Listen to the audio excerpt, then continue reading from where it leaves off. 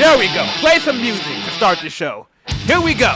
There we go. That's how we start off with a Bob Blob Show on ChicagolandSportsRadio.com. No, if they don't want to play Bear Down, fine. We will adjust. We will redesign. We will rebuild, reclaim, wrong wrestling, but it doesn't matter. Yeah, got a great show coming in today. Obviously talking about the Bears. Going to talk about the NFC North. Going to talk about some news around the league, including some very bold predictions from a team that didn't even win a game last year. And of course, going to talk about Raw and Smackdown. And it might have some movie reviews at the end. If you want to call into the show, 773-966-2494 is the number if you want to call into the show. Now, this guy, this is the thing we're talking about, a guy from Chicago, CM Punk. And, you know, since I couldn't play Bear Down Chicago Bears because I don't know why I didn't want to play it. But, nonetheless, the show must go on. We must adapt. In the season, I guess you could say the season, excuse me, I guess you could say the season starts tomorrow. I mean, it's the Hall of Fame game. Doesn't necessarily count as a preseason game. But it is football. It's football nonetheless. The last Thursday without football was last week. We will have football every weekend from here on out until February, which is great. And I was going to do a little bit, and what did I expect from the Hall of Fame game? I expected nothing. I expected, if Mitch Trubisky and Jordan Howard did to decide to play, I expected 2 handoffs in a short, incomplete pass, and that'd be it for the day for Mitch Trubisky and Jordan Howard. So, as far as that concerned, the Hall of Fame game, it's not going to really do anything. It's not really going to do anything at all, in my opinion. It's just going to be just a scrimmage. It's more about the Hall of Famers anyway. And, you know, obviously the big news about the Hall of Fame is Terrell Owens he's not going to be at the Hall of Fame. He's going to be in the Hall of Fame, but not at the Hall of Fame. The big news about that. Me, I'm just saying, hey, let the man live. But then again, I'm just a guy from the 90s who's Mr. Skip the system. I guess you could say bump the system type of person. So, you know, Terrell Owens going to do what he wants to do with that. But whatever, that's his decision. And, you know, that's his. He has every right to make that decision, just that everybody has a right to be mad at it. But that's the Hall of Fame game. Let's talk about the season itself. First and foremost, during this offseason, the big news is Roquan Smith, their first-round pick, drafted number 8. Legend, the good linebacker. Granted, he'll have to battle Daniel Trevathan for the job. I guess that's part of the reason for the hold-up. But he's the only rookie that has not been signed yet. And they say that talks are at a stalemate. And then you wonder why it's hard for fans to trust the Bears. It's wonder why that it's hard to trust almost any organization in Chicago. I don't trust the Bulls organization. The Devils don't trust the White Sox organization. Don't trust the Bears organization because they always find a way to mess things up. Overpay some guys, underpay other guys, let guys go. Whether it's a Greg Olson, which I still think they should have never let go. What is it, Matt Forte? And, you know, granted, Jordan Howard's a very good replacement. I can't really get mad at that. But, you know, with an organization like this, you still can't. How are you? Do you know how embarrassing that is when you're the only team that has not signed their rookie yet? Sign the man. He's the future. Sign the man because Daniel Trevathan might do another headshot and get suspended for a couple of days. And you don't want him holding out already. You don't want your rookie first-round pick already holding out when the season hasn't even started yet. He's a rookie. It's one thing if this is like a Julio Jones who's not going to hold out. If this was like a Earl Thomas or anybody. If it was one thing if you're a superstar player that has, I wouldn't say the right, but, you know, who I guess can say kind of justified to hold. That's another thing when you're a rookie. We have a rookie guy that might hold out. That's embarrassing. And this defense, I've given credit to this defense, and this defense is sneaky good. This defense can keep the Bears in a lot of games if they had an offense, which I'm going to get into very, very, very shortly. But it's extremely embarrassing when you're the only team in the entire league. Out of 32 organizations in the NFL, you're the only one that has not signed their first-round pick. That's absolutely embarrassing. Pay the man, sign the man. He's the future. You obviously paid him like he's the future. He's not. I don't think he's going to be like Kevin White, who's still on the team, and yet hasn't scored a touchdown in all the years he played. This guy's a defensive stud. This guy's going to make the Bears even better, even if he doesn't start over Daniel Trevathan, but putting him in plenty of downs. It's good. It does nothing but good things. Pay the man. Pay the man. That's all I'm asking. Pay the man. It is too early. It's way too damn early to have this kind of drama in a season. We haven't even played the Hall of Fame game yet. We are already having some kind of drama in an organization. Absolutely embarrassing. Now, what can't afford to be embarrassing is this Bears offense. Talking about the defense already having an embarrassing mishap with their guy like with Quan Smith. Their offense, not necessarily good, but you can blame a lot of that on on coach. You can blame a lot of that on injuries. Injuries of the offense. Zach Miller got hurt on a touchdown that was called back. Kevin White, of course, was hurt. What else is new? Everybody was hurt. So all you had to do was only person that could do anything was Jordan Howard, and you can't hand the ball off to him because he's your best player on the team, on offense at least. And of course they're gonna stack the box when your offense predictable. Give the ball to him. Of course they're gonna stack the box. You had an excuse last year, Mr. Trubisky. He's no superstar quarterback. He's just a guy. He's the first. He's apparently the first round pick, but he's no super. He's no Deshaun Watson. We're hoping he's no Deshaun Kaiser, but he's no Deshaun Watson.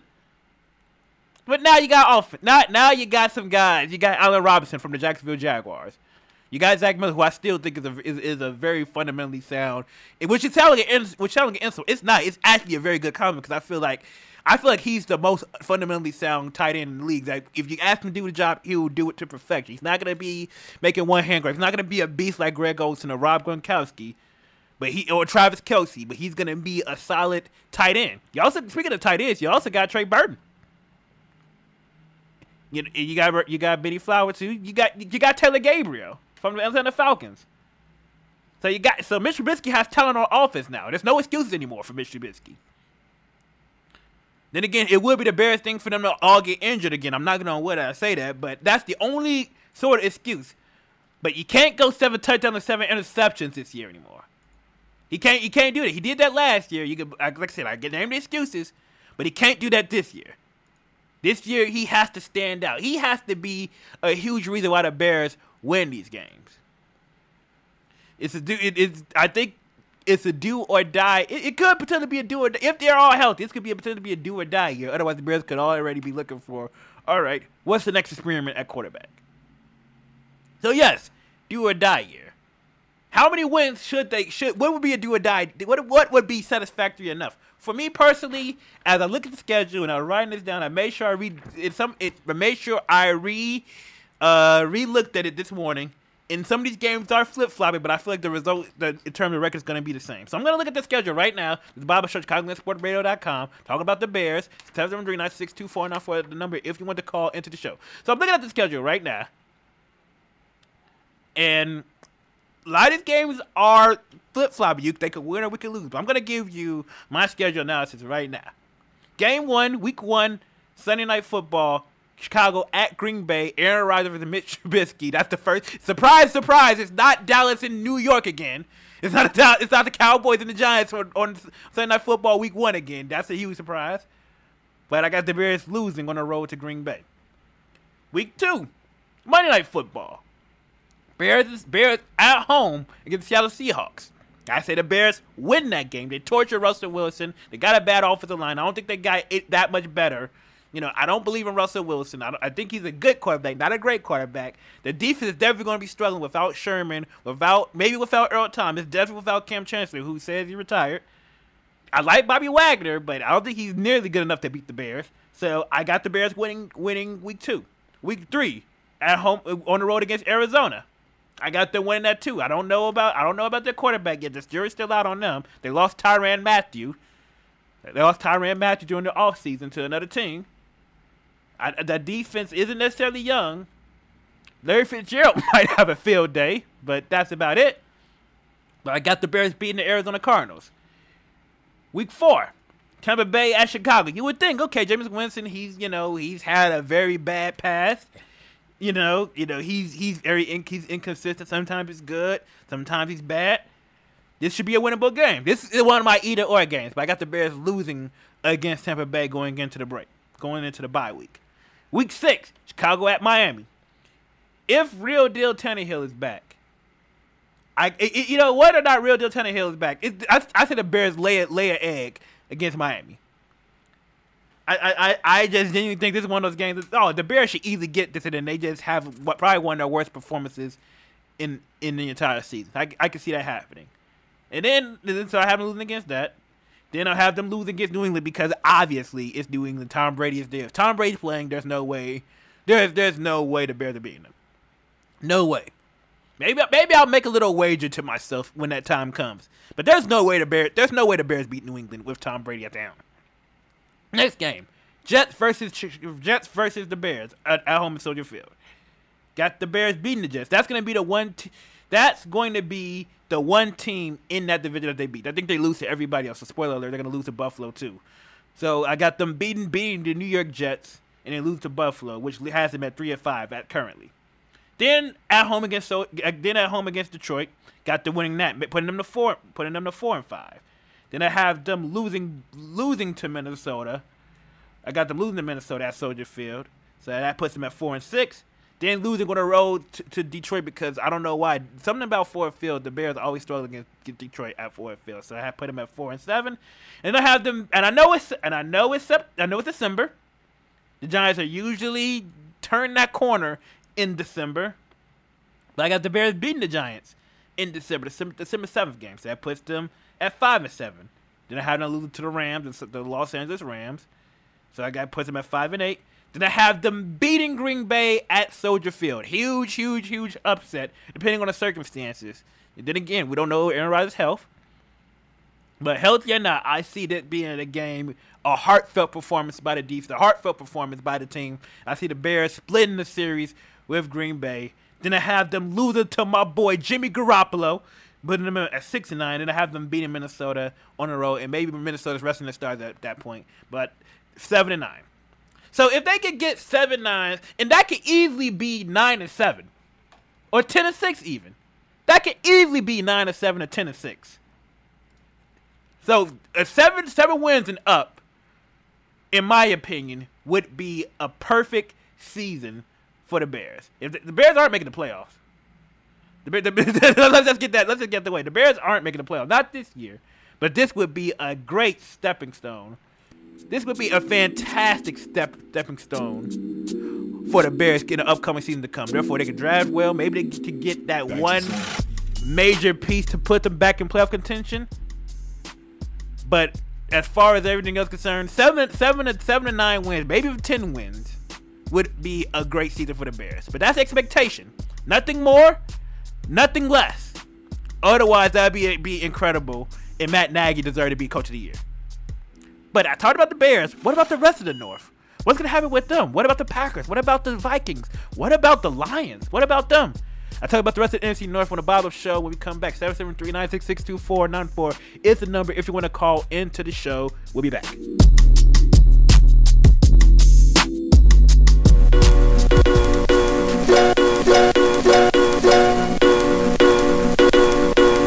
Nothing moves the blob. So what's it all about? It's the Bob Blob Show on ChicagolandSportsRadio.com. 773-966-2494 is the number if you want to call in to the show.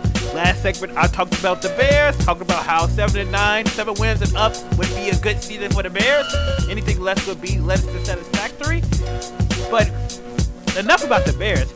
What about their competition? And by what about their competition, I mean the other three teams in that span. And that is the Minnesota Vikings, the Green Bay Packers, and the Detroit Lions. The Vikings are the team that won last year, won the division last year, and went to the NFC Championship. We all know about the game. We all know about the Stephon Diggs touchdown that sent them there, even though I thought the Saints were a better team and probably could have had a much better fight against the Philadelphia Eagles and the Vikings. They got absolutely destroyed that game.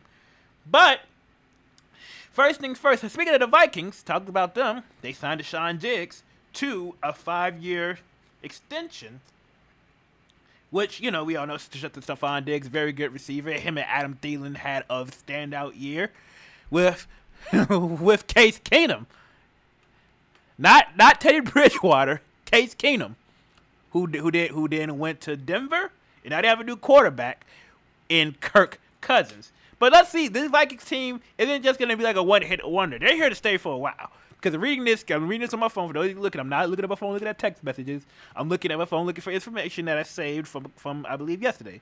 But this is a tweet by Tom Pelissero saying that Simon Vikings through at least 2020.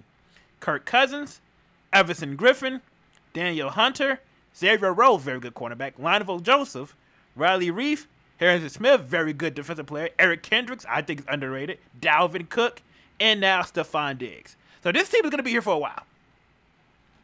This is going to be a force to be reckoned with in that division. Offensively, and in my opinion, more, you know me, if those of you don't know me, I love defense.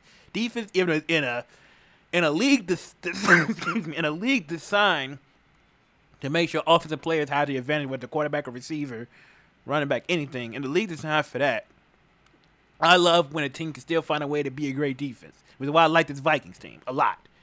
And the fact you got a lot of these guys, we just went through this with Seattle, where you couldn't keep them all. In fact, you barely you kept any one of them at the end of the day. Where you got a lot of these guys deep to 2020. This team is going to be here for a while. And with that being said, maybe, just maybe, they could be the kings of the North. Well, it used to be the Packers. It used to be the Packers division, even though they lost it every now and then because of an Aaron Rodgers injury. Even though I thought it seemed like he's been injured more than he did.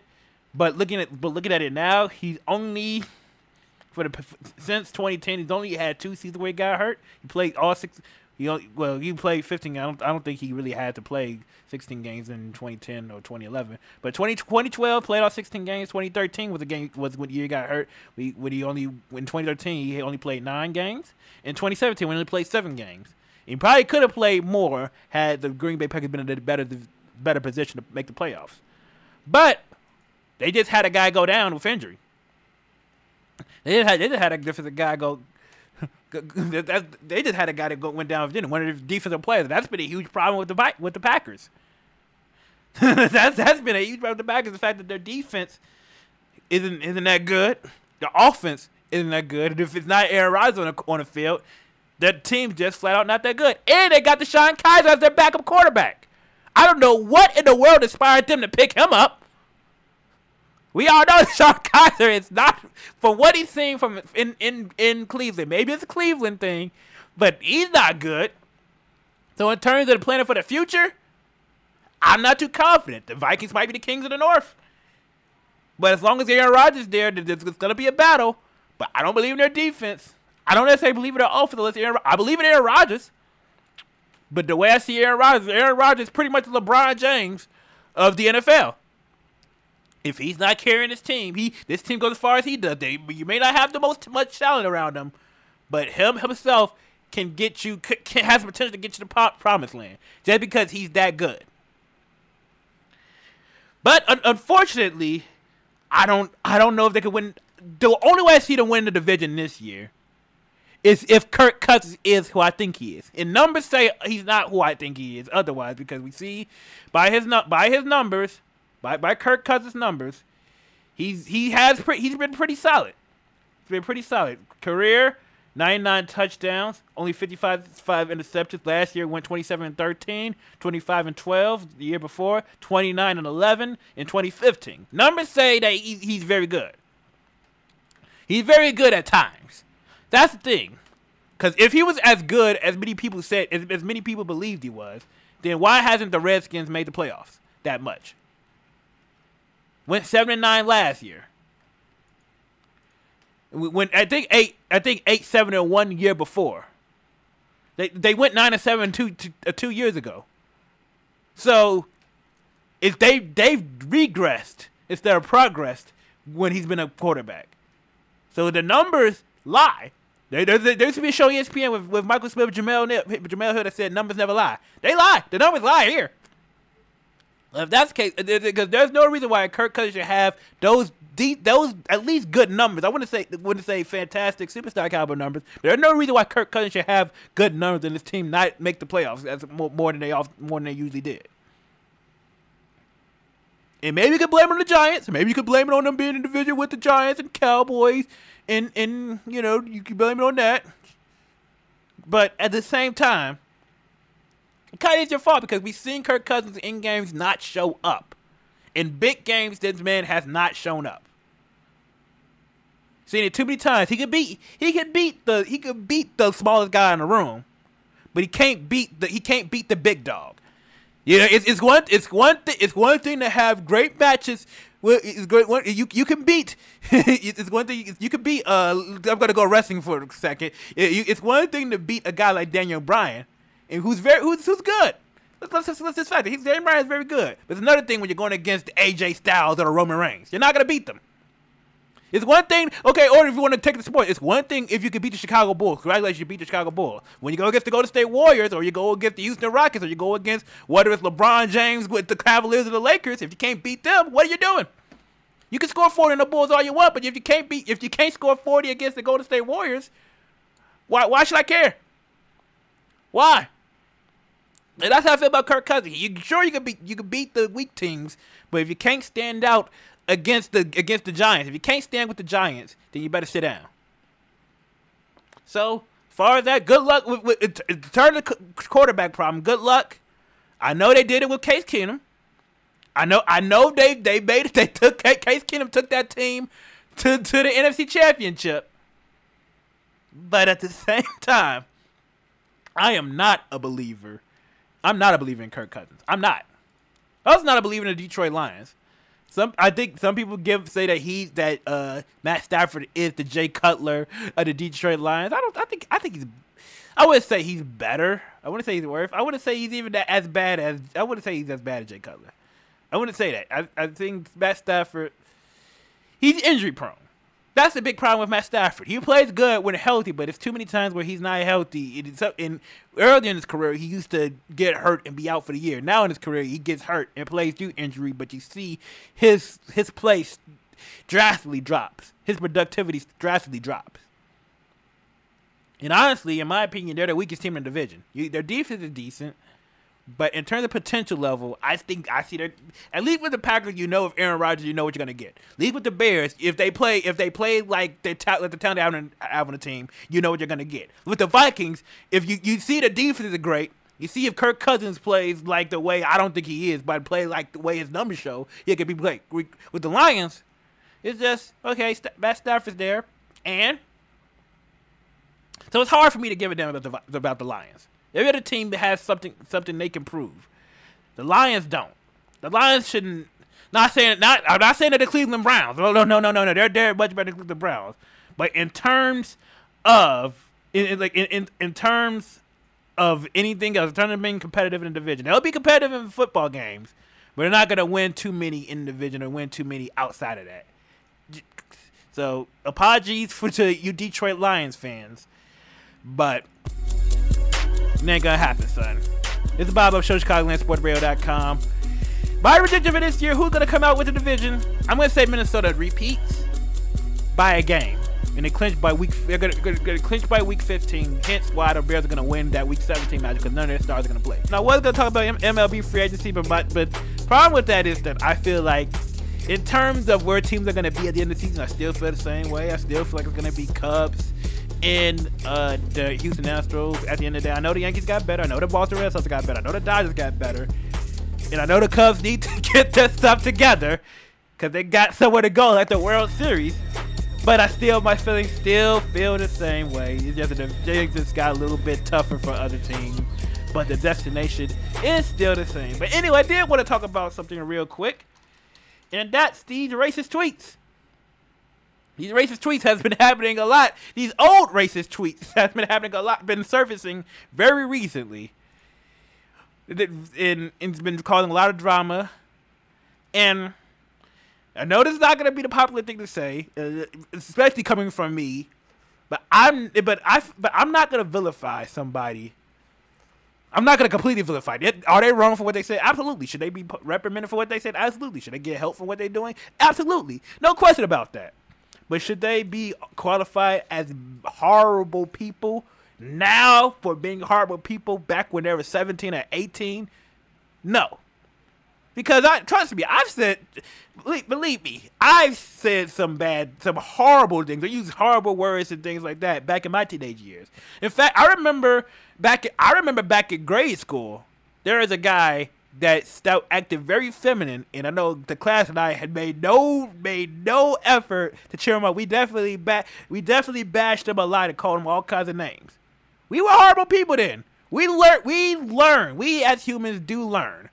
And we as humans do learn that some things are not okay. A lot of things, some ways are not okay. What you're taught or your own beliefs are not okay. We learn that as we grow up as adults. That being said, and with all the respect to my sister-in-law, and with all the respect to a very, very, very, very, very, very, very, very, very, very close friend in Milwaukee, or not, excuse me, in Wisconsin. I don't know. Well, with all due respect to her, get your people, man, because them giving us giving a standing ovation to Josh Hader. Not okay. Not okay with me. Just like what happened with the Packers when they, booed people who kneeled during the national anthem. Not okay. Get your state. That's all I can say. Cause okay. It's not like this man didn't say those things in the tweet. He did say them. Regardless of whether my feelings of, hey, he shouldn't be that reprimanded for saying anything, the fact that he did say it, that is not worthy of a standing ovation for that. He should not get a standing ovation. He should not be reprimanded. He should just be another day at the ballpark. Like, hey, you did what you did. You're stupid for what you did. You're an idiot for what you did. But learn from it. Not, yay, everybody. Let's give him a round of applause for saying those things, even though these were from years ago. But, hey, we still support. No, that's not okay. And I'm not going to vilify the whole state for this, because obviously there's some great people there. But still, y'all need to get y'all state. People from Wisconsin, y'all know who y'all are.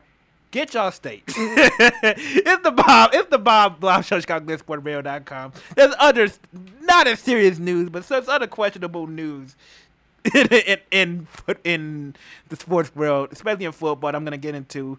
We'll be back on the Bob Show, ChicagoSportsRadio.com. Nothing moves the blob.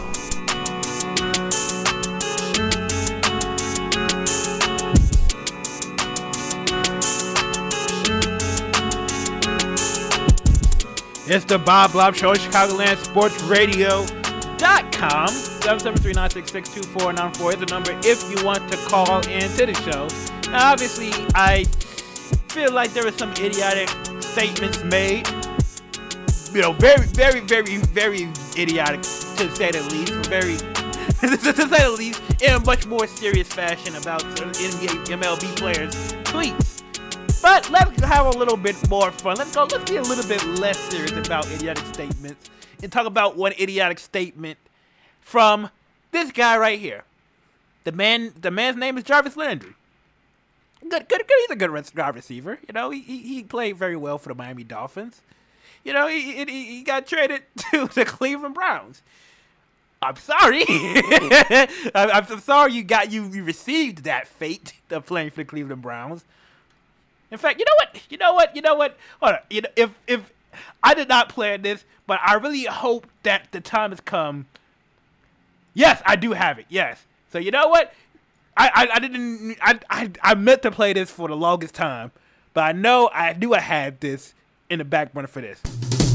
Fun times in Cleveland again. Still Cleveland. I knew I had something like this on here, but yeah, fun times in Cleveland again. This team has not won a game last year. They only won one game the previous year.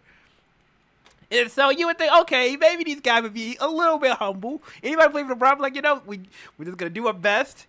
This team obviously has had a very poor history over the past few years, but we're gonna try to turn it around. We're gonna do our best. Maybe we might even make the playoffs. We're here to try to turn this franchise around.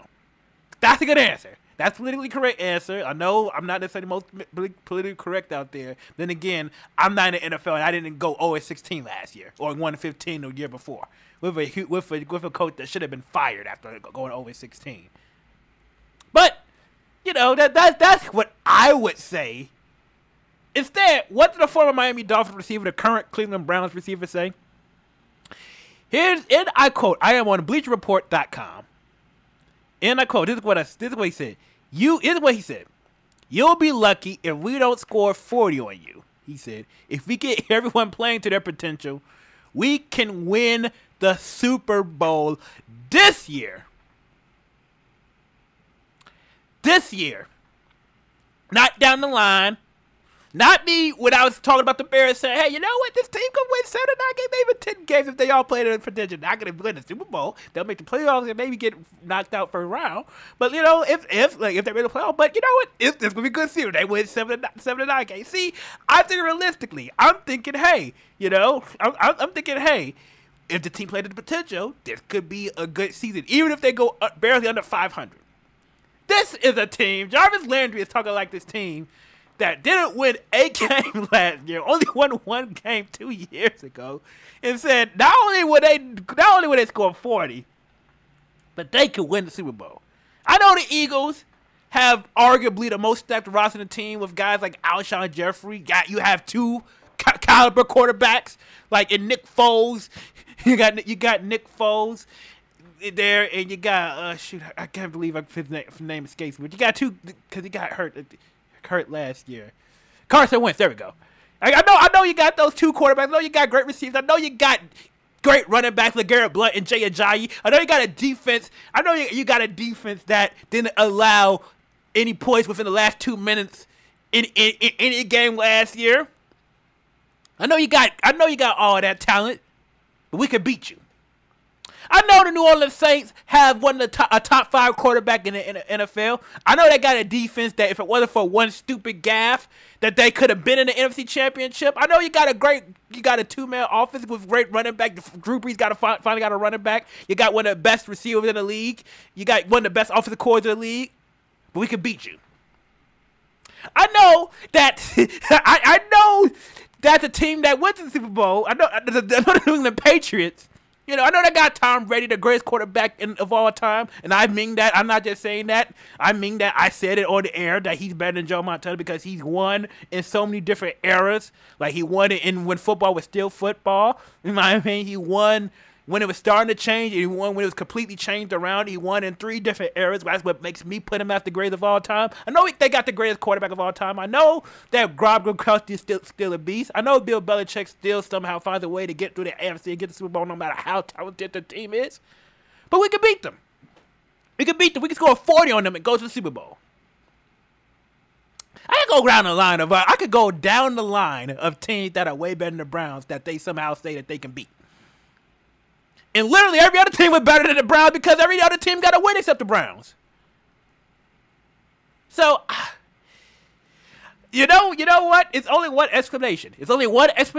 Because Jarvis Landry on the Cleveland Browns that went 1-31 over the last 2 years. In 2016 and 2017, under head coach Hugh Jackson, 0.31 winning percentage, the worst 2-year stretch in NFL history. And received the number 1 draft pick in those years. And you know who else on the team? Because that's the only explanation of why he would say something like this. Because you want to know who else is on the team? Josh Gordon. And I'll leave it at that. And I'll leave it up to your interpretation of what I mean by that. 773-966-2494 is the number you want to call into the Bob Blob Show on ChicagolandSportsRadio.com. They're also going to be on Hard Knocks, too. That's weird.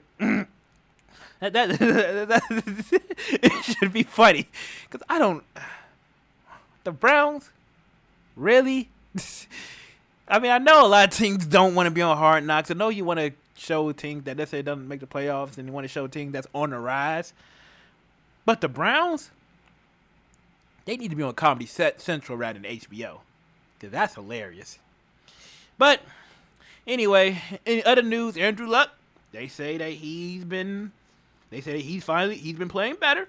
He's back. He's doing well in practice. Can I just say something real quick? You talk about Andrew Luck doing this in practice. Richard Sherman getting burnt by receivers in practice. We just got a report this morning. The Jalen Ramsey. There's on Bleacher Report. I think I swiped it away. But I think that they say that Jalen Ramsey or AJ Boyer, one of those two, got burnt in practice. Am I the only one that just don't care?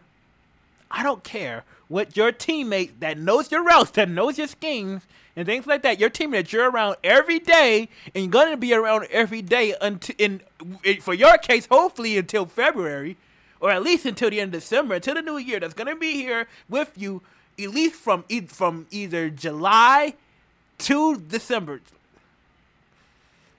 For 8 out of the 12 months in a year, a guy that knows you, the someone that you watch film on every single day, you don't have to wait. Just wait for it. You don't have 1 week to prepare for this guy. You get to be with all year. And congratulations, you got a couple plays on the guy, on your own teammate. Congratulations. Woo. I don't care. Andrew Luck, with a lot of practice being non-contact. Your own guys. They're never not going to try to hurt you. They're not going to try to, to break you and hurt you, because that costs the team. You look good in practice. I don't care. I don't. I just, what matters to me is, this is one thing I do hate about, I do hate about the NFL and these little highlights in these practices. It doesn't matter to me. I know that's supposed to get you hyped, get you ready for the season, but you want to know what gets me ready for the season? Madden gets me ready for the season. Man, that's what gets me ready for the season. Madden is more like to get me ready for the season. A video game about football gets me more ready for the NFL season than little clips, 30-second clips of two guys on the same team running routes at each other. Gets me ready for football, because they're doing it against their own team. They're not trying to hurt each other. They're not really playing 100% seriously. Because if they were, I guarantee you, I guarantee you there'll be a little bit more injuries in there. Because we've seen what happened to people that do take this stuff 1,000,000% serious. Again, I want to see you do it in the field. I want to see what happens. Preseason games, the first quarters of the preseason matters to me more than these little drills or whatever. Remember, guys get hurt in preseason. You're not just doing scrimmages. These are some guys playing for a job.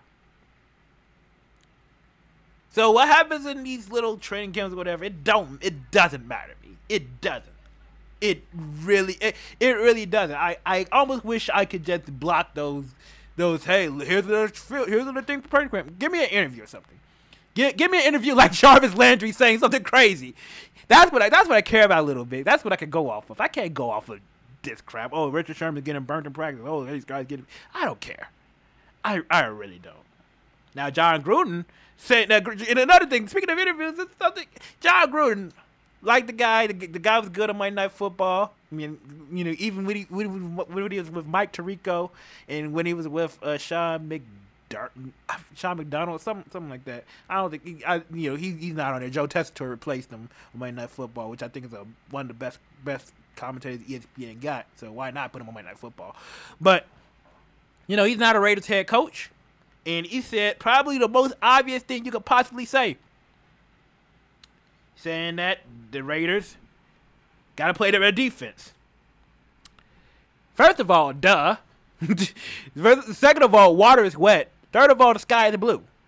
And fourth of all, that's not your biggest problem with the Raiders. Believe it or not, the biggest problem with the Raiders is not the defense. It's a huge problem. But I alluded to earlier in the show, Aaron Rodgers, despite having a bad defense, despite not having much of a running back, despite receivers not necessarily being the best guys out there, Aaron Rodgers, despite all that stuff, you can still bet on him to get you to the playoffs or even win the division. You can still bet on him. The biggest problem with that team is my quarterback, Derek Carr. And not saying that you need to get rid of him. No, I'm not saying that at all. I'm saying that man needs to step up. That's what I'm saying. I believe I know this comes from some guy that doesn't think Russell Wilson is a top 5 quarterback. But I think Derek Carr has potential to be a top 5 quarterback. But last year was embarrassing. It absolutely was. The year before, that was really close to the playoff. I think they made the playoff, but then he got hurt in one of the last few games of the season. Last year, no excuse. He didn't play. He didn't play up to the level I thought he could play as. And that's my quarterback. And I'm gonna hold him to the same standards I hold everybody, even everybody I like. I said this Kyrie Irving. I love Kyrie Irving, but I said, hey, this man this year he needs to step up. Mitch Trubisky, I was one of the apologists. I am a Mitch Trubisky apologist for last year. Some people don't like him. Some people hate the guy, even though it's the Bears organization that drafted him. He's just playing football. I've been a Mitch Trubisky apologist, but I say this year, you got to tell it. You got to step up. Derek Carr, you had all the hype around you last year. Everybody was expecting the Raiders to do very, very, very big things. And you didn't live up to those expectations at all. Did not. You fell flat on your face. Obviously, you're not no Deshaun Kaiser, but this man, is up to him. He has to be a bad defense is fixable. If your quarterback isn't stepping up when you need to in the big games and isn't living up to expectations that many people, not just myself, but many people have set for him, you're a big problem. So I brought up the Aaron Rodgers thing because I feel like Derek Carr could beat that team with Aaron Rodgers. If the defense is that bad, Derek Carr is supposed to be a guy that could bail you out of that. It's not like this ain't Mitch Trubisky where like, oh well, the defense is bad and nothing you can do. No, Derek Carr, you're expected to power through that. You're expected to overcome that. At least I set expectation for him. And this year is do or die for him. May not be do or die for those other guys I mentioned, but it's do or die for Derek Carr. So John Gruden, the defense has to step up, duh. But my bigger issue is with the quarterback himself, Derek Carr. So the last thing the Oakland or the upcoming Las Vegas Raiders need is quarterback drama coming into the season to come. And that's the last thing I want to, because Derek Carr's my quarterback. I like the man. He's my quarterback.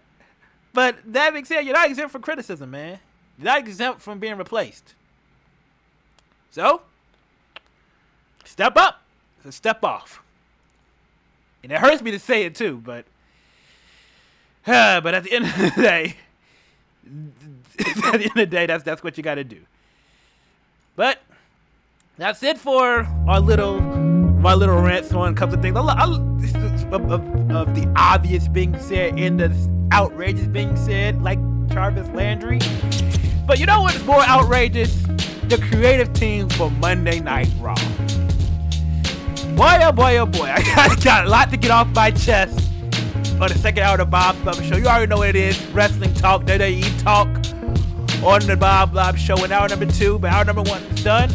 773-966-2494 is the number if you want to call the Bob Blob Show, ChicagoLandSupporterRadio.com. See you guys at 11 o'clock. We'll be back.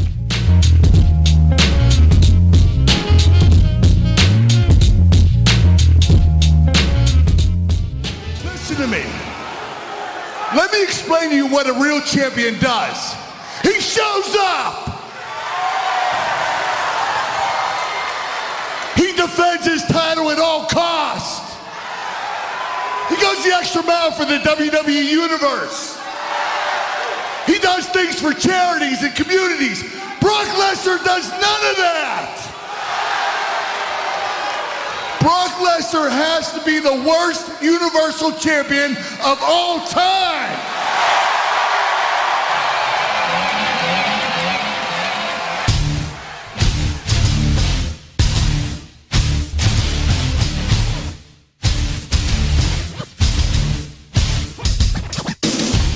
It's the Bob Blob Show on ChicagoLandSportsRadio.com. 773-966-2494 is the number if you want to call into the show. Yes, my sentiments exactly about Mr. Brock Lesnar. Worst Universal Champ of all time, even though it's only been like 4 of them.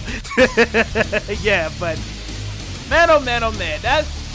Obviously they're talking about the obvious criticisms of Mr. Brock Lesnar as Universal Champion. Man doesn't show up. Man just shows up. Rarely shows up. Only for big time events, whether it's Saudi Arabia, WrestleMania, or Raw, sprinkled in every couple of months. Every couple of months, like one from Monday. But that's a problem that they've done their own graves on. We've preached that for years and on. I know that's just, it's trying to get the crowd to be like, you know what, yeah, that's right. We're saying everything you're saying because to relate to you. Like, yeah, we know the game. And we know the game, too. It's Roman versus Brock again. It was only good once. And that was after WrestleMania 2 years ago. Not the one where Roman beat Undertaker. It was the WrestleMania was it 2 or 3 years ago? It was one where Seth Rollins cashed in and won the title off both of them. Other than that, the match at this WrestleMania sucked. Nobody cared. The match at Saudi Arabia sucked. Nobody cared. And then you gave a little bit of hope, like, okay, you know what? Okay, if Roman's not going to beat him at WrestleMania, if he's not going to beat him in Saudi Arabia, if Roman's going to lose to Bobby Lashley, then maybe they're going to go a different direction. Maybe they're going to give somebody else the guy. Maybe make somebody else the guy. Hey, Seth Rollins has been the hottest ticket on Raw. He's been the only redeeming quality of watching Monday Night Raw, because at least out of the 3 hours and 5 minutes of that show, at least 15 to 20 minutes of it is going to be entertaining because of Seth freaking Rollins. He's been the only consistent part. Him, Dolph Ziggler, Drew McIntyre, that whole little deal going with those three, that's been the best part of Raw. Everything else has been terrible. Maybe we're gonna give him a shot. We had him lose the title to Dolph Ziggler, so maybe we're gonna move in that direction. Nope. Not gonna do that. Oh, we got oh, look at this. We got we got Bobby Lashley. He beat him at Extreme Rules. Out of nowhere with the spear. Maybe he's gonna be the guy. No, it's a pay-per-view, for God's sake. So you beat him on pay-per-view. People have to pay or have to have a free subscription to the WWE Network for just $9.99. Quick plug there, which I'm not going to get paid for. But maybe, you know what? Maybe he's going to be the guy to take down Brock Lesnar. He's an MMA fighter, too. He had a decent career in MMA fighting. Nope. Still going to make it Roman Reigns. It makes no sense. It honestly makes no sense to me. It's so frustrating, because I should not have better ideas of what to do with a show than the people that make the show. I shouldn't. Because let's talk about different media for a second. Think about what's going on with Marvel. I have no clue what direction. I have no clue what direction they go with a lot of stuff they do, especially with Infinity War. I had no clue that it was gonna end the way it did. I know it's either just came out or it's coming out on DVD. And I'm not, for the sake of argument, I'm not gonna spoil it for you guys. But I can't. I definitely know I can't write better stuff than they can. The writers for whoever's running Marvel. I know I can't do that. In terms of Monday Night Raw, in terms of wasting 3 hours of my time. In terms of wasting 3 hours of my time in television, in terms of all that, I know I can't do that. I know I can't be better than them. I know I can't. I know I can't be better than Marvel.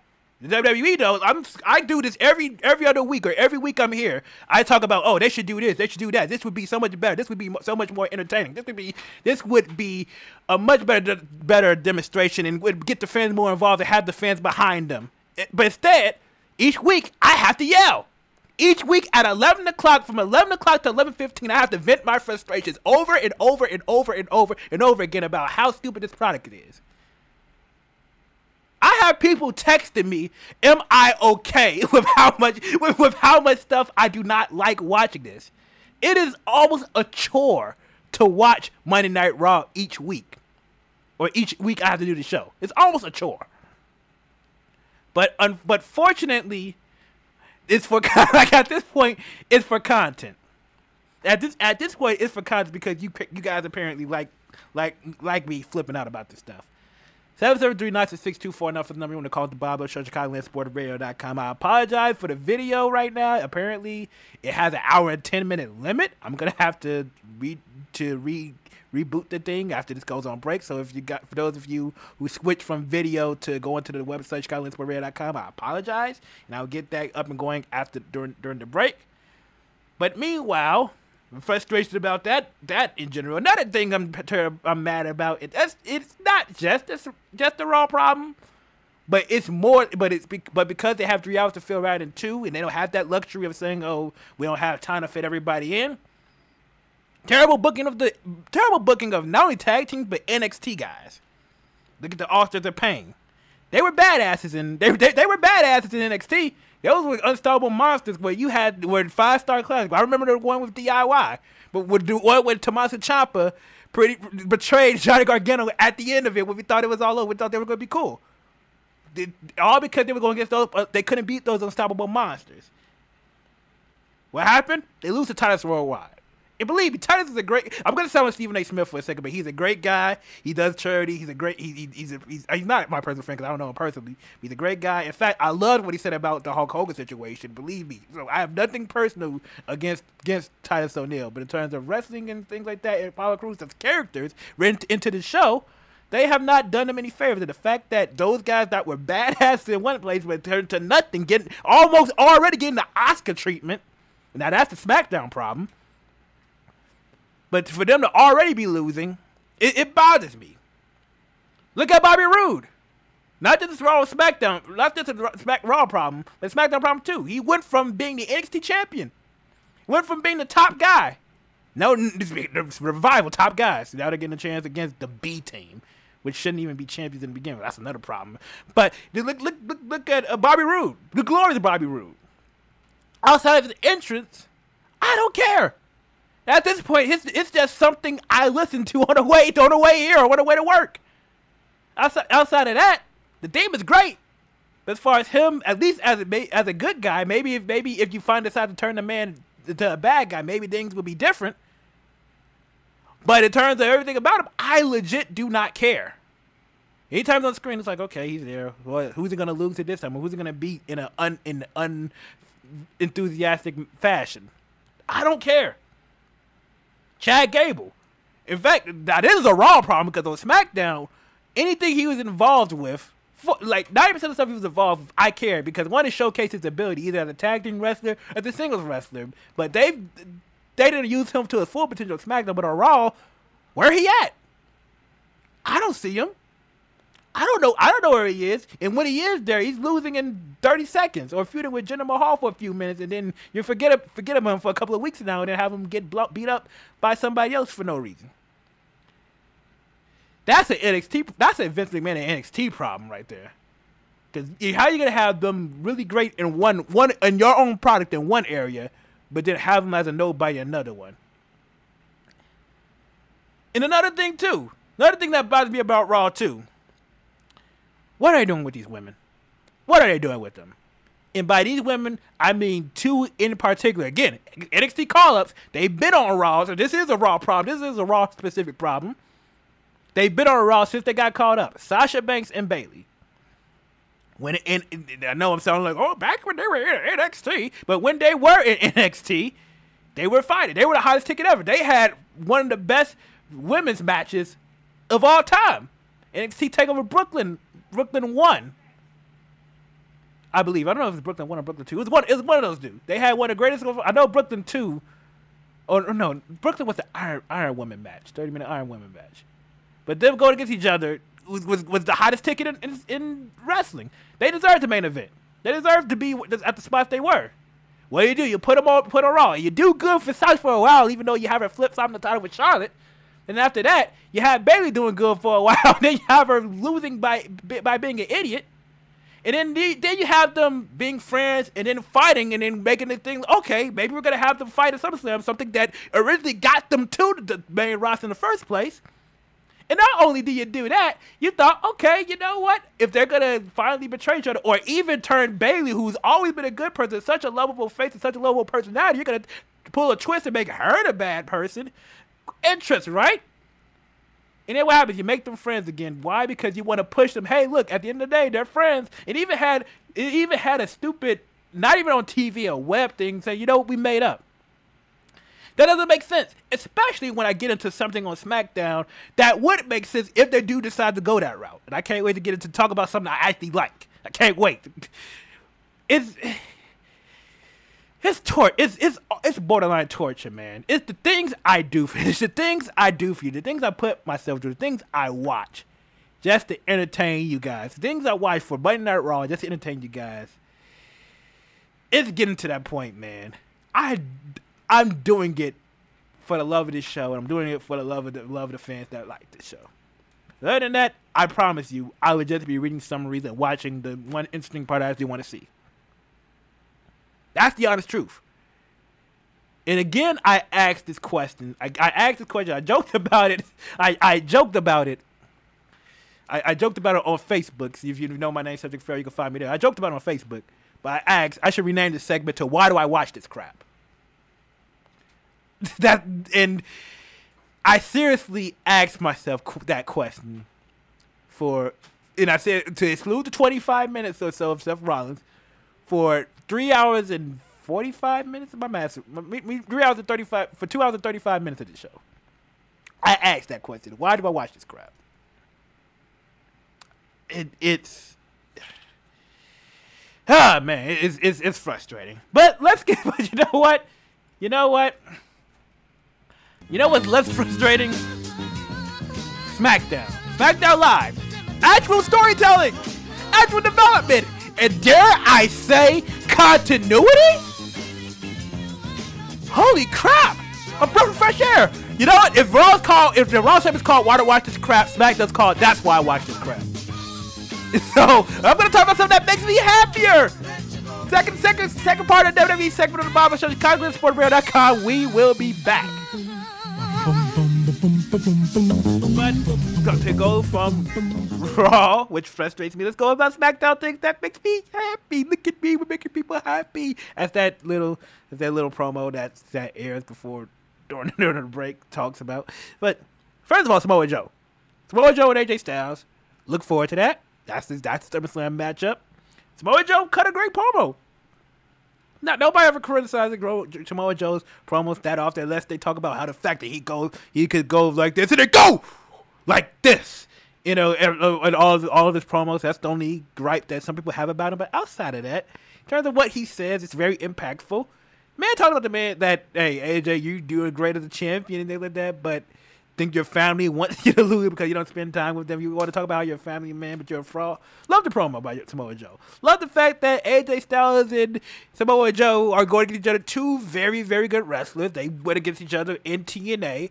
And that's my only biggest fear about this whole rivalry is the fact that Brooklyn crowd, oh my God. The fact that, let's not forget, this same Brooklyn crowd spent the match between Finn Balor and Seth Rollins complaining about the belt rather than actually watching the match the whole time, which frustrated Seth Rollins. He even tweeted about it. And then you talk about, and then you know they're gonna have a lot of TNA chants for Samoa Joe versus AJ Styles in Brooklyn. I just hope that they get out the way at the beginning of the match, and then they enjoy the match for the rest of the day. But as far as the match itself goes, as far as this whole rivalry goes, it's been a while since AJ Styles went against a beast. It's one thing to go against Shinsuke Nakamura, who's great in his own right, but he's like more of a joker. It's like let's say AJ Styles is Batman, Shinsuke would be like the Joker in that way. But now this is like Batman going against Bane. It's a huge difference. You can't just be like, oh, a Joker, I just gotta go through his traps, maybe beat his psychological attempts to, make me go crazy. I guess gotta beat that, and then I can find a way to beat him. With Bane, you gotta go one-on-one. You gotta fist fight with him. You gotta beat the man. And so I'm looking forward to this. Looking forward to this a lot. Two great wrestlers on right. I think AJ's the greatest in the world. Samoa Joe's still one of the best. Despite, he's not the same he was before he got injured years ago in TNA. He's still an absolute beast. I talk about a lot of people that were done wrong since they came from NXT. Samoa Joe's somebody they done right for the most part. Not too many meaningless feuds that they put Samoa Joe in. Not too many of them. You could say they put a lot of Nakamura in meaningless feuds. You could say a lot of guys. Samoa Joe's one of the rare occasions where they've done right. They've done it more right than Finn Balor, that's for sure. What else is done right? And I'll say done right if motivated correctly. Randall Keith Orton. Mr. RKO, Mr. Legend Killer, Mr. Viper, Mr. Apex Predator, Randy Orton. I've gone on and on and on about Randy Orton, about him needing to be a part-timer, him being champion was a waste of time. Even people wanted Jinder Mahal to be champion just because Randy Orton is so boring as a face, or as a good guy face, being a good guy, heel being a bad guy. But man, oh man, when he is a heel and when he is motivated, when he's a bad guy and motivated, you clearly see the difference. You clearly see the difference between a guy that's motivated and a guy that's unmotivated. Faith Orton, boring, unmotivated. You don't care. You expect the RKO, and that's about it. You know that's the only thing good about it. Everything else about him, not entertaining at all. His promos put you to sleep. His matches put you to sleep. Everything about him puts you to sleep. Randy Orton, as a bad guy, evil, him being evil, demented, crazy, you know, trying to take somebody's ear off. You know, you don't know what his motivation is. Even doing it yesterday. You know, standing in the way of a Nakamura sneak attack. Like, I stand in the way. Then just to be like, you know, go ahead and hit him. It's for what reason? Where you don't know what he's doing? Him being a psychopath? Going back to that psychopath? The one that hears voices? The original reason why the man heard voices in the head? Going to that Randy Orton? That's the one that got me excited. That's the one that's like, you know what? Yeah. This is what I want. That's the one I want to see on television. That's the one that has me entertained. That's the one that turns me from, oh my God, from putting me to sleep to having me stay woke like I'm a hotep. And the fact that we're getting this now it's fantastic stuff. Put in crazy Nakamura who doesn't know what's going on. Like I said, the Joker character going against Jeff Hardy, who's poor Jeff Hardy. This is entertaining stuff where you don't know what's going on. But you like the direction it's going. Where I can't write better than this. For these segments in particular, with Samoa Joe and AJ Styles, with Shinsuke Orton and Jeff Hardy, I talk about with Raw. I can think of some of these scenarios better to write. With SmackDown, a lot of stuff. It's like, you know what? I'm a rock with you. And I know Road Dogg gets a lot of flack, and rightfully so, for how he's treated some storylines with the tag team division, with the mistreatment of Asuka, which still ticks me off. But for all of the bad things, there's still plenty of good things, like this going on, this rivalry going on, Miz and Daniel Bryan, once again,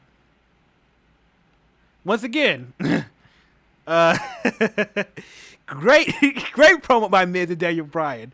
That maybe the baby crying with a little bit overdoing it, just a little bit. If you want to put a little gripe in there, but overall, love the promo between the two of them. And again, continuity. This Miz bringing up, the old NXT. Daniel Bryan continuing saying like, I didn't have an opportunity to hit you in the face. I had my opportunity and I missed it. It is cut out him at SummerSlam, and then once again, they mentioned, hey, when your contract expires, you get to go back to the bingo hall. Like, it's great. Continuity. I love it. Another thing I love, at first, I didn't love this whole Charlotte being at a triple threat match with Becky Lynch and Carmella. At first, I didn't love it, but the more I thought about it, the more I'm like, you know what? This could work, because I talked about, and I know you guys didn't see it on video, and I apologize. Like I said, I'll upload the audio version when this is over.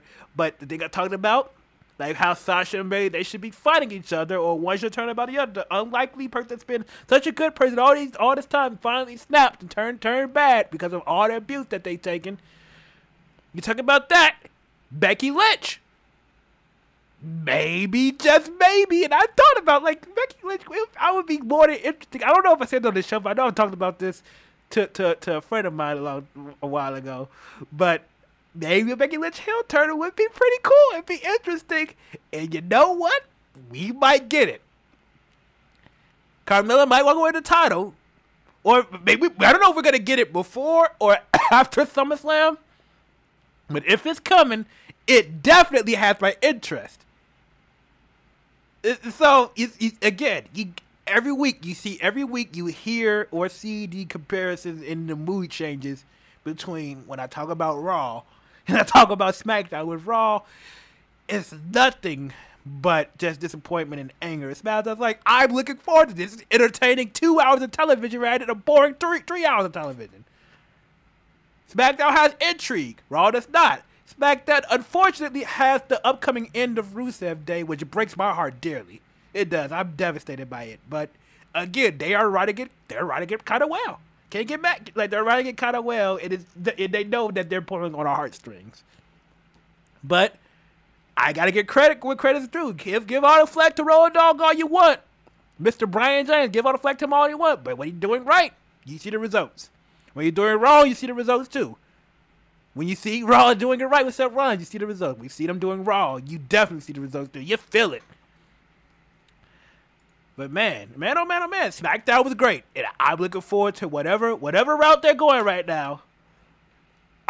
I am looking more and more forward to it. NXT's been killing it. They've been killing it. Remember, shout out to Mari in the chat saying that, talking about when SmackDown fell off, when Road Dogg took over. Many people thought NXT fell off once a lot of guys left. But it has stepped up tremendously. It's such a joy to watch. And I continue to love the storyline with Ciampa, Gargano, and Aleister Black, which, spoiler alert, I don't know if it's been announced yet, but triple threat match at NXT TakeOver Brooklyn 3, I believe. Yeah, it's 3. Okay, that got it. One was the women's Iron Women match. 2 was I think last year, and 3 is this year. So yeah. Looking forward to that triple threat match. I love the storyline. Gargano keeps trying to mess with Ciampa, but Ciampa always finds a way. That dastardly Tommaso Ciampa always finds a way to win, to get one over on Johnny Gargano, and Aleister Black seemed to be the victim of their quarrel, and that led to Tommaso Ciampa being the NXT champion, which I love. And this is the same studio, just got a paint job. In fact, fun fact. I wouldn't have been able to do this show last week anyway, had I did, because of this whole reconstruction of it, which is still reconstructing. But it's not a new studio. But yeah, I'm loving it. I am loving it. And I unfortunately was spoiled about the news about Ciampa becoming champion. I would have loved to see that when it aired on NXT last Wednesday, rather than knowing about it well in advance. But it's still the same. I love it. Because this is a villain that people genuinely want to lose. I think he's doing a fantastic job as a villain. But I genuinely want to see him lose just because he's the bad guy, and I want to see the good guy like Johnny Gargano or Aleister Black win. It's simple as that. When you book a great villain, I like the Joker. I keep saying the Joker in the show. I don't know why I keep mentioning him. I need to watch The Dark Knight again. But I mentioned the Joker. That doesn't mean I mentioned the Joker a lot, but that doesn't mean I want to see him beat Batman. I want to see him have a great fight. We'll see them have crazy screams. At the end of the day, I do want to see Batman win. It's like this. Ciampa is the true bad guy, where he's very entertaining. He's a very great bad guy. He does a lot of terrible things, and you want to see him get whooped. Not the Jinder Mahal. I want to see him get whooped because he's terrible. I want to see him get whooped because this is how the story should be. You're the bad guy. There's the good guy. You want the good guy to win. Just simple as good and evil. Good versus evil. He's great at his job. Black's great at his job. Gargano's great at his job. 3 key factors going to make for an excellent match with NXT TakeOver Brooklyn. So NXT, yes. SmackDown, yes. Raw, no. And that is the moral of this wrestling talk. 2 out of 3. That's why I watch this stuff. That's why I am a fan. If anybody asks, why do you do this to yourself? Not just for content, because there's still so much good on this crap rainbow. But that's about it. So, last segment of the show coming up after the break. Gonna do some little movie reviews, and I'm gonna have a lot of y'all mad at me about one of them. Some of y'all were already mad at me about my review, but some of you guys didn't hear my review on the show. So, I'm gonna review a movie that I probably should have seen a long time ago, but I've seen very recently, and my thoughts about it aren't necessarily too favorable. It's Bob Blob Show, ChicagoSportsRadio.com.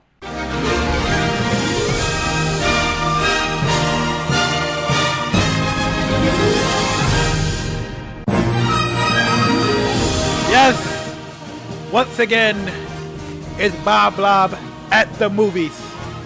Bob Blob Show, ChicagoSportsRadio.com, 773-966-2494 is the number if you want to call into the show. Last time of the show, where we get a little bit away from the WWE world, away from the sports world, and just, talk about certain things. Starting with, I've seen a couple of movies recently, some in theaters, some in the comfort of my home, watching it with a very close friend. And one of those movies is something I haven't seen that everybody in the world has seen, except me. I know that the person I watched it with, I saw bits and pieces, but never watched the full thing. And that movie, that popular movie that regarded by everybody is a classic, it's Friday. Everybody knows Ice Cube. Everybody knows Chris Tucker. People know about Debo. People know, about the references. Bye, Felicia. Everybody knows about all that. It's classic. So I went into this movie going, okay, maybe the movie might be all over the place, but it's going to be funny. And this is going to like I said, if I haven't lost my black card by now, I'm gonna lose it right now and say Friday is trash. I'm sorry, but that's just my opinion. It's trash. Jokes aren't funny. Maybe would have had a bit more impact had I never been exposed to the internet. And the internet making all these memes and references to all that. But movie's all over the place. The movie isn't funny. A lot of the jokes they said isn't funny. The plots, I guess you could say the plot, if you want to go there, the plot's all over the place. Felt like Big Worm should have been pretty much the last conflict rather than Debo, who shows up every now and then. He's not even a big part. Believe it or not, he's not really a big part of the film. Now, granted, I would say Debo is the most interesting and the best part of the film. I was entertained every time he was on screen. Every time he's on screen, I would love. He was the highlight of the movie. But everything else, I hate fart jokes. So I hated the scene when Ice-T was always talking to his father, when his on-screen father.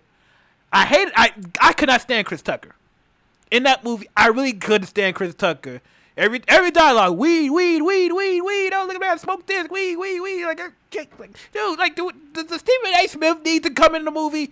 I know this is before Stephen A. Smith was really popular, but does he need to come in the movie and tell you guys to stay off the weed? Like, come on now. Look, I don't care what you do with weed, and I personally don't smoke, and I personally don't smoke, don't smoke anything, but. For the love of God, it may be because I'm not a stoner, I feel a little bit animosity about this, but man, oh man, that easily was the most important. He was probably the most annoying part of the film in the whole thing. So as far as Friday goes, trash, absolute trash. Would not watch this again. I wouldn't watch this drunk with friends because I'm pretty sure they'll be laughing and having a great time, while I'd just be like, "Why do you guys like this?" At least with a Tyler Perry movie, I could get drunk and laugh with. This movie, I could not. I don't know why people like it, but if you like it, you like Friday, kudos to you. I'm not gonna stop you from having fun. But as far as my feelings about the movie, as far as I feel about Friday, bye, Felicia. How about that? Now, another movie I didn't see that I feel much more positively towards, rather than that's in black culture, I feel much better about, is The Last Dragon. I did enjoy the fight. That's the story. It's a simple story. It's a story that you could probably see coming from a mile away. You can see all that. The main character is very corny. And that's coming from me. I'm a pretty corny individual. The main character was very corny. And talk about Debo being a memorable bad guy. Who's the master? Sure enough, I said that I'm legitimately considering if I'm going to a Halloween party, I'm seriously considering look like Shonuff. I'll buy the wig, buy the outfit, and everything. Shonuff he's probably my favorite character of 2018. I know that this is an 80s movie, but in 2018, in terms of characters, there's Thanos, which I'm pretty sure everybody's going to take. Shonuff is right there for me. I'm genuinely entertained by everything he did in that movie. I like that movie a lot. I enjoy it. I would watch, now that's something I want to get sober or not. I recommend The Last Dragon to anybody. A lot of memorable characters. Movie got heart. You can tell that movie has heart. You can tell that movie has heart, it has style. It's a very entertaining movie. It's not necessarily the best. It's not a groundbreaking film like The Godfather, but it's a very entertaining movie that you can pop on and relax and have a good time with. I would recommend that a lot to people. Very well over Friday. Friday is trash. The Last Dragon, 2 thumbs up. Friday, at least 1 thumbs down. And the only reason why it doesn't get 2 because of Debo. So all you Friday fans, if you're watching this or listening to this, I'm sorry. But I'm not sorry. One more movie I saw over the past couple of weeks, Mission Impossible Fallout. And at first, I did love the movie. Don't get me wrong. I loved the movie. I thought it was great. I think it's great. I think the acting is great. Tom Cruise continues to blow my mind with it's crazy. I do my own stunts for the most part, even though I got a stunt double that looks exactly like me. He's fantastic. His acting is fantastic. The action is fantastic. That movie is great. I personally like Ghost Protocol soundtrack over it, and that was my takeaway leaving it when I first saw it. My takeaway was, it's great, but I enjoy Ghost Protocol more. But the more I think about it, I mean, I think ultimately I still enjoy Ghost Protocol more, but I want to see it again just to be sure I like Ghost. Just to be sure I like Ghost Protocol. It's a really good movie. Mission Impossible Fallout is a very good movie, very action-packed movie. The plot's a little bit of it, but the twist and turns is great. Me personally, I don't know about everybody else, but me personally saw the twist coming with the main bad guy. That's just me personally. I knew it. I don't know about you. I'm not like I said, obviously I'm not gonna spoil it just yet, but I kind of knew where that was coming. But overall, I enjoyed it. Maybe I'll see it again somewhere down the line with somebody. I'm not entirely sure. Wink, wink, hit, hit, not judge. But yeah, that's a very good movie. I recommend that. So out of the 3 films I've seen over the past few weeks, 2 out of 3 gets 2 thumbs up.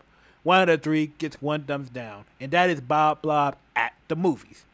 And I actually might call that. That might be the segment title, Bob Blob at the movies. I might actually do that. But another nerdy media before I get out of here. Some big news. I'm pretty sure this might turn some of you guys away. If the WWE Talk hasn't turned you guys away, this probably will. But Power Rangers approaching its 25th anniversary. And I know some of you guys know Power Rangers, that kitty stuff. First of all, no. Yes and no. Like, if you got a problem with it, you come on. Let us live. That's first and foremost. Secondly, 25 years. It's still popular enough to resonate with people if that's going to be this long. Third of all, obviously you guys know some of the actors because the original Green Ranger, Jason David Frank, still active, still doing Power Rangers type stuff. In fact, there's a short film coming up with him. I'm trying to see who else is there. I try to see. I know he's going to be the Green Ranger. Green Ranger. That's a Green Ranger. Green Ranger. I think it's going to be produced by Bad and the Sun. I'm not entirely sure. But it's going to be a team up to promote the Legacy Wars. It's going to be a short film of him, Ryu, and I think Chun-Li, and to stop M. Bison. I know this all this sounds like gibberish to you. It's M. Bison and Ryu are from Street Fighter. There's David Frank, Green Ranger, Tommy Oliver. I think you guys know what Tommy Oliver is. But yeah, looking forward to that. He continues to live out his Ranger life because, hey, if it makes the money, go for it. And 2, if you really enjoy it, if you really enjoy that being your role, and you really enjoy all that, then hey, kudos to you. Great for you. Also, speaking of Jason David Frank, Jason Font, who liked a couple of my Instagram messages. So shout out to Jason Font, the Time Force Ranger. Shout out to him. And Catherine, who was from the end of Mighty Morphin to midway towards Turbo, who was the Pink Ranger then. Shout out to her. I think they all been confirmed to be part of the Power Rangers 25th anniversary special. And they say that it will be better than the Legendary Battle. Which, first of all, it better be. Because that battle was trash. And some of you guys think like, it better be because that battle was good. Or otherwise it's going to be... No, that battle was trash. That was absolute trash. That was such a ripoff to season. I know the seasons lately has been great. I do enjoy the comics though. I'm planning on if I have time. If the audio portion of the show is uploaded time, I'm gonna get the comics on the Shadow Grid. Really good issue. And if you enjoy retellings of Old Mighty Morphin, I guess in a little bit more serious tone. If you enjoy retellings of Power Rangers, I suggest you go get Shadow Grid. So that's just my recommendation. But I, again, am looking forward to it. I'm definitely going to watch. I'm not necessarily up on my Power Rangers game recently. I haven't seen necessarily the Final Fantasy. I just seen bits and pieces in, read summaries, read episodes and plot summaries of a lot of them. So, I don't know. But in terms of my history of Power Rangers, I'm still, obviously, as you can tell, if I'm doing a segment of the show, I'm still a fan of the franchise. I've been a fan since Mighty Morphin. I was late to the game of Mighty Morphin, but I've been a fan since Mighty Morphin. I watched most of the Twitch marathon of Power Rangers. And, and shout out to Link Carver, too. I don't know what man, but he done in the history of Power Rangers. Those recaps have helped me up my game on some of them and helped me remember some of the seasons, too. I'll say my favorite seasons. My personal favorite, what if you're gonna ask me what's the best season in space? Duh, that's pretty much the overall opinion of the Power Rangers fan base. What's my personal favorite? SPD. Here's the reason why. It was a lot. The reason why it's simple. It was a lot smarter and a little bit darker than a lot of Power Rangers seasons. Like, obviously, In Space is pretty dark, too. And it was like the finale of everything from Mighty Morphin all the way up to In Space. That was like a whole arc. That whole thing, everything that happened was a whole arc. Everything else has just been like pretty much single layer, but not necessarily a whole arc. But SBD was really good. It was really smart. I still consider one of my favorite episodes of all of Power Rangers was, I think, Mirrors. And I guess the key factor of, hey, you know, there's a villain.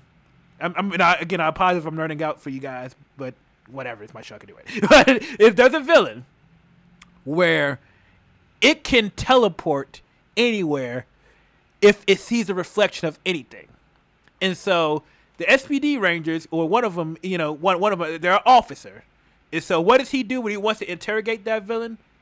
He makes sure he puts on everything. He hides anything shiny and everything. Like what he wears sunglasses. Like he wears sunglasses. He hides his. You know, he puts tape over his badge. He does all of that. So there's no room to teleport. And how that villain escapes from the prison, from the interrogation, is that the villain. This is one by the way, but he escapes by, you know, bringing up memories of the officer's father, of Sky's father, like talking about all this stuff. Because I think his father, if I remember correctly, his father was killed in action. I'm not entirely sure, but if I remember correctly, his father was killed in action. So he was bringing up memories of his father, and as soon as a single tear came down his eye, he was able to notice that and teleport and get away thanks to that. And that's how the episode ends. And, you know, as a kid, I didn't understand it, but watching that as an adult, when I saw the episode again, that is one of the most clever things I've seen in children's television. That blew my mind. That's so smart. That's such. Man, I want to watch SPD again. Maybe I might binge watch SPD again. But I love that season too, especially with the end with the A Squad coming. Ah, man, that's such a great season. Again, apologies for nerding out you guys at the end of the show, but hey, but hey, like I said, if you want my recommendation, I'm looking forward to the 25th anniversary, even though they totally screwed up the last anniversary episode. I recommend the comics dearly. I recommend the comics dearly. Like I said, I'm hopefully gonna have some time to get the latest issue. If not, and yeah, I hope that makes up for you guys being mad at me for the Friday review. But that being said, time to get out of here, plug my stuff. Find me, Bob Blob 92 on Twitter, Bob Blob 92 on Bob Blob 92 on Snapchat. I'm still Bob Blob on Instagram.